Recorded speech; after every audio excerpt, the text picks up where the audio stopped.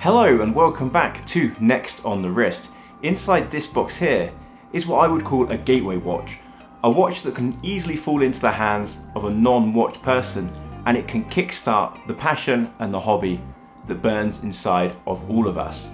This is exactly what happened to me when I picked up a watch from this brand many years ago. I'd always liked watches, but I'd only ever had sort of quartz fashion watches up until the point when I got a watch from this brand, and it was my first automatic watch. If you haven't guessed already, I'm of course talking about Invicta. And it would have been easy to pick up the Pro Diver, but there's already lots of YouTube videos about the Pro Diver. I think it's been done to death. This will be a giveaway watch, and I'll put the details of how you can win it at the end of the video. But before we do that, shall we take a look?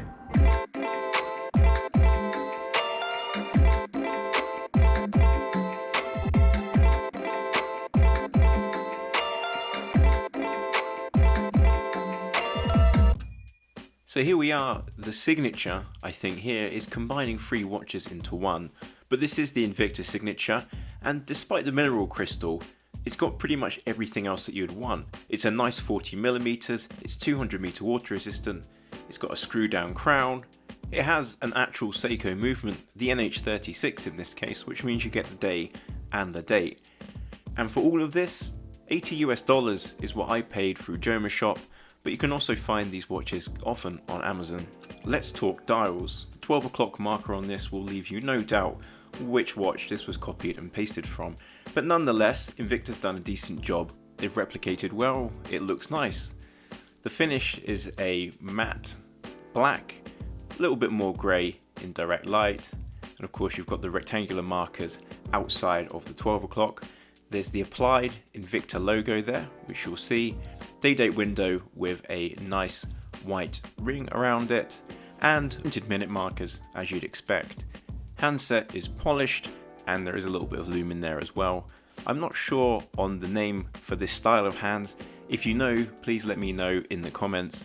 It looks vaguely familiar, but yeah, I can't pinpoint exactly what the design is called. Anyway, enough on the dial and hands, let's talk about the case. So with Invicta, yes, you've got that engraved logo on the side. I don't mind it, I know some people absolutely hate it. But if you don't like it, you can flip the watch 180 degrees and you won't find it on the other side. There is, however, the screw down crown there, and it does have the Invicta logo engraved in it, which is a nice touch. Bezel insert on this one is aluminium, and it is a dark kind of navy blue.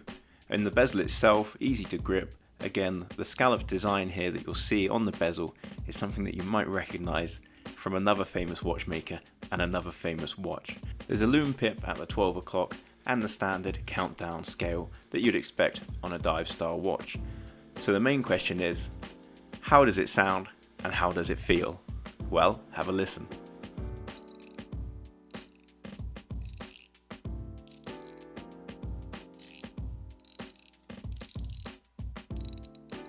It's a pleasant enough experience for the price point. It's not going to win any awards, but I think the fidgetability is pretty good.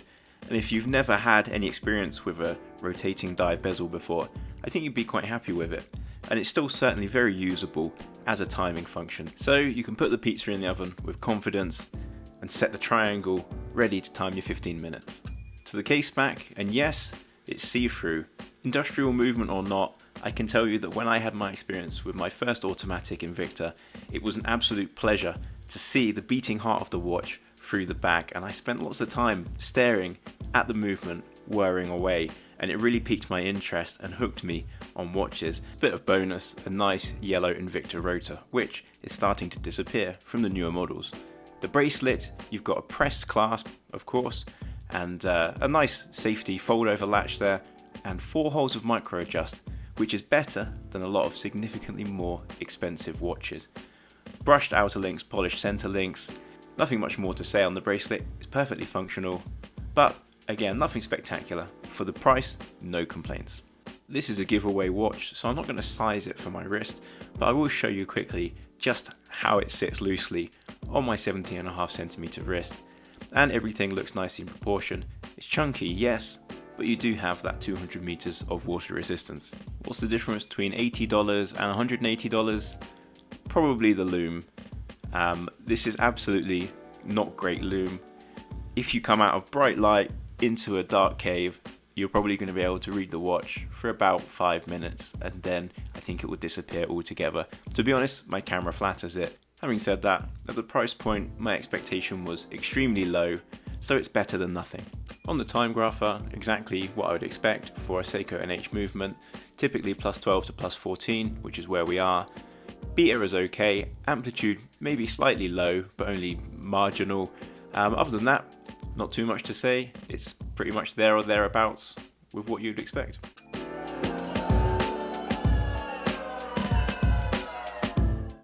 Maybe it's time for Invicta to change the dust filters in their assembly hall where they build these watches. If you can't see it, take a look at the bottom left of the date window. Let me just get it a little bit more in focus. There we go. The tiny specks around the logo I can forgive, they're not visible with my eye, but at $80 I can't forgive that massive chonk right by the date window. Bezel alignment, or should I say misalignment. Yes, you can reseat it, and yes, these are common mod watches where people will change out the bezel inserts, but this one seems to be precisely halfway between 2 clicks.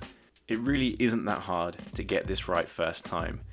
The only saving grace for this Invicta is the curvature on this dial makes it less obvious at first glance that it's slightly misaligned.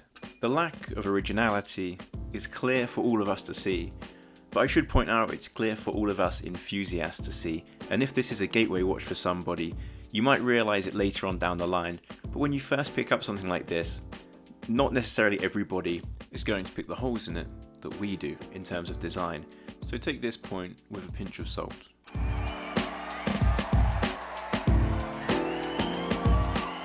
The big positive here is what a watch like this can do for somebody who's not particularly into watches, and how it can engage you and just open up this whole new world and bring people into the hobby.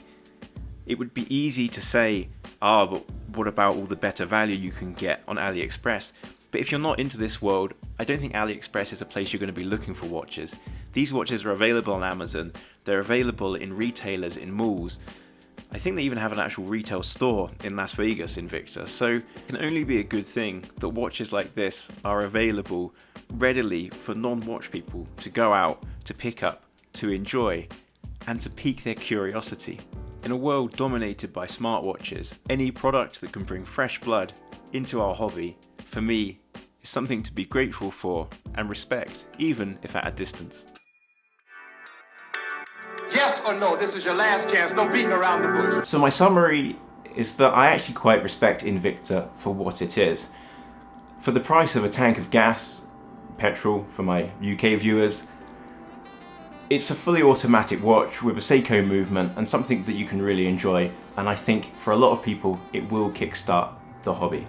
They do make a lot of garish watches, but so do Bulliver, for example, and Bulliver don't get half the hate that Invicta does.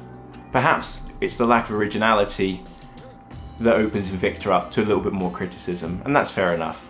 Anyway, let me know in the comments what you think about Invicta watches, and what was your first automatic watch?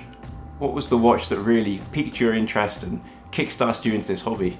Maybe it was a quartz watch that really engaged you, and I mentioned I'm going to give this watch away.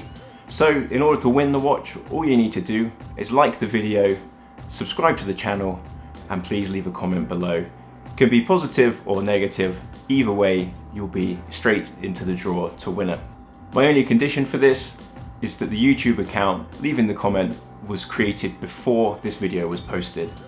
That way it just stops people creating multiple accounts to try and win giveaways. Other than that, good luck with the draw. It would make a great start into automatic watches for somebody, it would make a great beta watch for an established collector, or a mod watch if you want to try modding, or maybe as a gift for a friend or family member. Really, it's up to you, whoever the winner's going to be. I'm going to be flying home for the next couple of weeks, so I'll do the draw as the next video once I'm back. So let's say it'll be 2 weeks from the date of posting this video. Anyway, that all said and done, thank you so much for watching, thank you even more for supporting the channel, and I will see you on the next one. Cheers.